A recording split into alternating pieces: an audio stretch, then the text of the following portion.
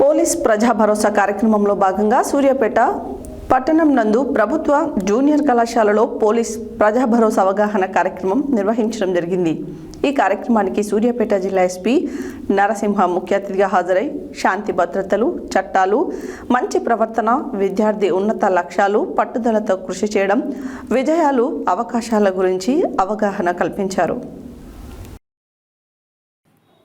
Police ప్రజా భరోసా కార్యక్రమంలో భాగంగా ఈరోజు సూర్యాపేట పట్టణం నందు ప్రభుత్వ జూనియర్ కళాశాలలో పోలీస్ ప్రజా భరోసా అవగాహన కార్యక్రమం నిర్వహించడం జరిగింది. ఈ కార్యక్రమానికి సూర్యాపేట జిల్లా ఎస్పీ నరసింహ ముఖ్య అతిథిగా హాజరై శాంతి భద్రతలు, చట్టాలు, మంచి ప్రవర్తన, విద్యార్థి ఉన్నత లక్ష్యాలు, పట్టుదలతో కృషి చేయడం, విజయాలు, అంశాల గురించి అవగాహన కల్పించారు.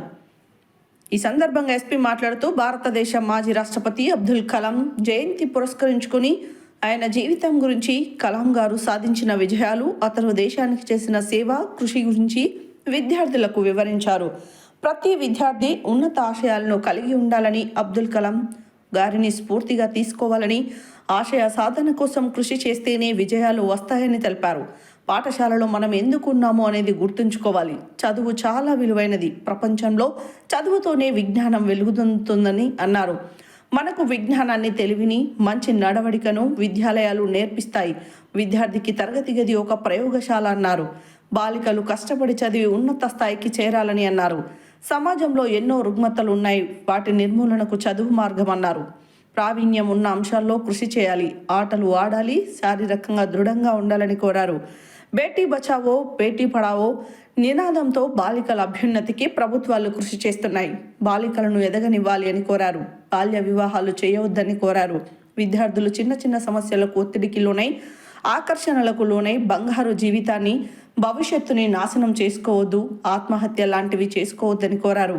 చెడు అలవాట్లకు లోను కావద్దు. మంచి పుస్తకాలను, మంచి స్నేహితులను ఏర్పాటు చేసుకోవాలి.